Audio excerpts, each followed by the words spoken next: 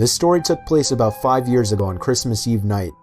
It was around 1 in the morning, and I had just finished placing presents under the tree.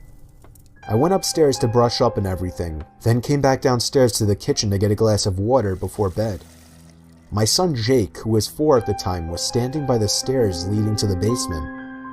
I asked him what he was doing up so late. He pointed down the stairs and said, "Santa." I picked him up and carried him back to his room. I took a glass of water and went to bed. I woke up around an hour later to my son running down the hall outside my room. I sighed and got out of bed.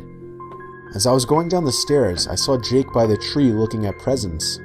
Then he ran past me into the basement stairs again. He pointed down the stairs again.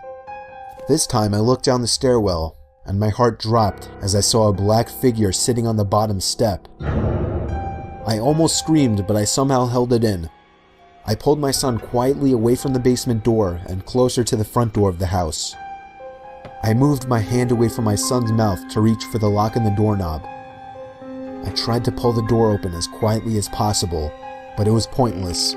The squeaky hinges let out the usual ear-piercing screeches, and I cringed in my mouth and eyes as I did. Suddenly, there were heavy stomps coming from up the basement stairs. I screamed and pushed open the storm door and practically threw Jake outside. I shut both doors behind us and we ran to the neighbor's house.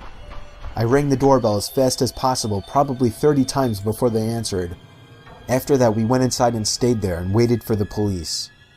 Whoever that person was gone though, as determined after the police conducted a thorough investigation of the house. I ended up lying to Jake, telling him that actually was Santa Claus, but a few years later, he remembered the incident and became a little more wise to what actually happened.